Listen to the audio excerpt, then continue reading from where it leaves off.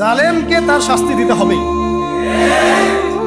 আইনের একদম সুশাসন নিশ্চিত করতে হবে, না হলে দেখবেন এরা যদি পার পেয়ে যায়, এরা অন্য সুরতে এসে আবার জুলুম করবে না, কোনো গ্যারান্টি নেই, কোনো গ্যারান্টি। আবু সাঈদের কেসাস কবে হবে,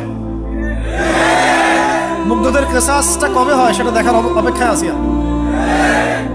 তাদের সময় মাঠে যারা ছিল, যারা নির্দেশ দিয়েছে, যারা পিছনে ছিল, যারা পর্দার আড়ালে ছিল, তাদের কি হয় পরিণতি শেষ পর্যন্ত, এটা আমরা দেখার অপেক্ষায় আছি। তাই খুব বেশি ভালো হইতে চান না আপনারা, এত বেশি ভালো হওয়ার দরকার। হ্যাঁ, মামা চাচা খালু ধরে ধরে এভাবে পার করে দিয়ে,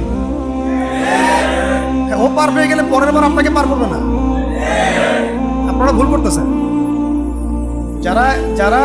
যাদের হাতে এরকম 100-200 ক্রস ফায়ারের রক্ত লেগে আছে, এদেরকে যদি আপনি মাফ করে দেন, তাহলে আপনার চেয়ে বড় আহাম্মক বোকা আর পৃথিবীতে কেউ নাই।